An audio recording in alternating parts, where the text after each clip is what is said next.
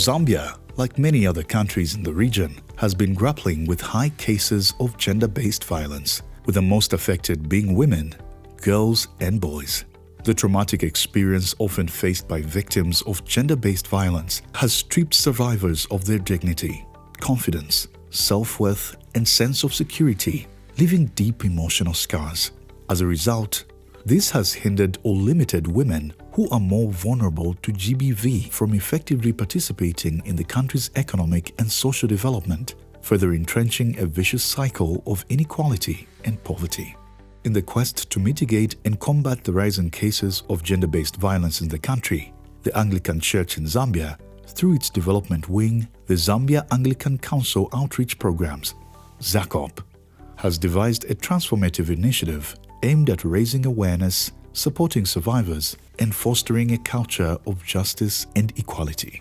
The Gender Equality and Justice Program is a 4-year initiative running from 2025 to 2028, with the primary goal of reducing gender-based violence in communities and fostering a more equitable society.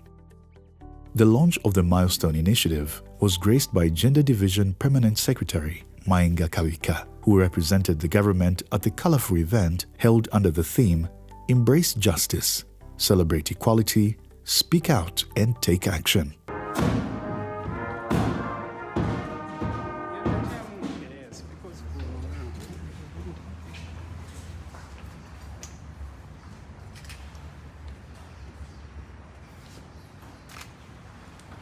Good morning, Most Reverend Dr. Albert Samasa. Good morning. We, the Boys Brigade of 18th Lusaka Boys Brigade Company, present you the Zambia Anglican Council Outreach Program of Gender Policy. Thank you.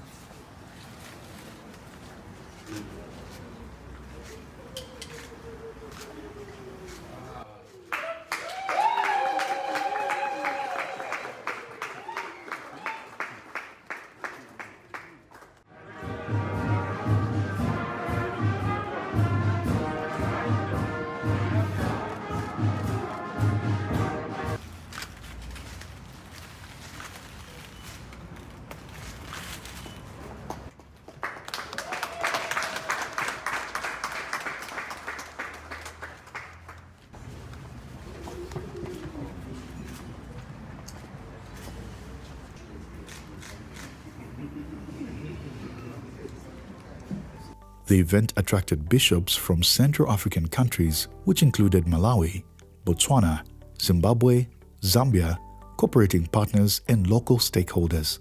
In delivering her keynote address, the Gender Division Permanent Secretary applauded the Anglican Church in Zambia for responding favorably to the government's call for the Church to join the fight against gender-based violence.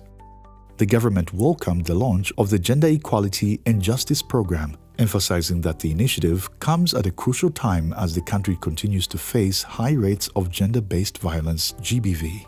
Carrying the message from the President of the Republic of Zambia, Mr. Hakainde Hichilema, who is also the head of Gender Division, he is grateful to the Anglican Church for responding favorably to his call for the Church and society at large to join the fight against GBV. The launch is therefore timely at this time when Zambia has recorded the highest numbers of gender-based violence, especially rape cases. Distinguished ladies and gentlemen, allow me to commend ZACOP for demonstrating courageous leadership and moral responsibility in taking an active role to promote gender equality and justice in our communities. This is not just a program, but a movement to affirm and reaffirm dignity of every human being regardless of their gender. However, we must also acknowledge that many women, girls, and boys still face barriers such as sexual violence, discrimination, leadership, and limited access to education, healthcare, and economic opportunities. These injustices are not only harmful to individuals, but also holds back the developmental progress of our communities and the nation at large. Let us take action to change systems, norms, and attitudes that perpetuate inequality in our society. During the event, the government highlighted key strides it has made in advancing gender equality across the country. Further, the church was called upon to support the successful implementation of the Gender Equality and Justice Program. As a country, we have made significant progress in recognizing the rights of women, girls, and boys in promoting gender equality. However, we must also acknowledge that many women, girls, and boys still face barriers such as sexual violence, discrimination, leadership, and limited access to education, healthcare, and economic opportunities. Today, as we launch this important program, I urge all stakeholders to be religious about combating GBV and rise to this occasion to end sexual violence and especially rape cases, defilement, and sodomization against boy children and ensure justice for all.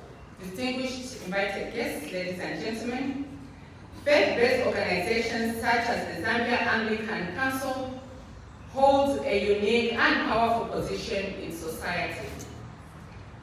You have the trust of the people, you have the moral authority, and you have the capacity to transform hearts, homes, and communities at large. I therefore urge you to use this influence to promote healing, inclusion, and empowerment of gender-based violence survivors. The successful launch of the Gender Equality and Justice Program is a testament to the dedication of the Anglican Church in addressing long-standing inequalities and injustices in the country, reinforcing its commitment to being part of the solution. This is the more reason that church leadership has taken a bold and decisive step of ensuring that the gender program is fully implemented in all its 5 dioceses across the country. We are particularly happy that with your launch of the Gender Equality and Justice Program, we shall complete the coverage of all 5 dioceses, as mentioned above. We have desired that we have gender programs in all the dioceses, as in the past, we only had 3 of the 5 implemented. This is a testament that we as a church in Zambia are committed with our partners to dismantling the deeply entrenched gender inequalities and injustices that have persisted for a long time in our communities. In addition, we shall be launching the gender policy to back the work that we are doing and to align with the government policies, Madam Guest of Honor. I reflect on the statistics in our country, friends. They speak for themselves and demand our attention as a church. In 2024 alone, gender-based violence affected over 42,178 people, representing 32,904 females, 78%, and 9,274 males, that is 22%. These are not merely numbers on the page, they represent the real lives, real suffering, and urgent call to action that we as a church and as a society cannot ignore what is happening.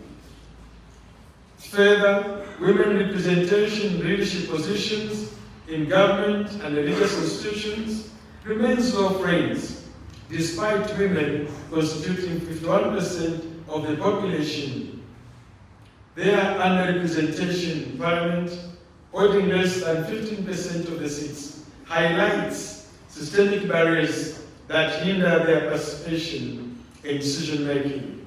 This gender gap is also evident within the churches. The Anglican Church remains optimistic that the interventions put in place will contribute to a significant reduction in gender-based violence, fostering a more just and equitable society. The desire of the Church is to use the Gender Equality and Justice Program as a vehicle to reach over 300,000 people through its advocacy campaign. This initiative is targeting the lives of approximately 330,574 people across our dioceses. The Anglican Diocese of Lusaka, Central Zambia, Northern Zambia, in addition now to the already existing programs in the Anglican Diocese of Eastern Zambia and Luapula. We are convinced, guests of honor, that by confronting the challenges of gender inequalities, we can cultivate a brighter future for every member of our society. By the end of this initiative in 2028, we anticipate significant outcomes in areas where we will implement, such as 50% reduction in GBV cases, 80% of women reporting improved well-being, and 85% of community members recognizing GBV as a violation of human rights. While we acknowledge that these goals are ambitious, guests of honor, they are a fundamental to nurturing a more equitable society. For the Zambia Anglican Council Outreach Program Board and Management, the launch of the Gender Equality and Justice Program marks the realization of a long-cherished vision, reinforcing their commitment to fostering equity and justice in communities. The ZACOP governing body is confident that the Gender Equality and Justice Program will play a crucial role in addressing gender inequalities within communities where the Anglican Church is actively present. With concerted efforts, the fight against GBV can be won. For the entire board of ZACOP, we are very pleased that we are now going to have all the 5 dioceses implementing the gender program after a successful pilot in Lusaka, Eastern, and Luapula provinces. This has been our dream, and we are happy that today this dream is coming to pass. Madam President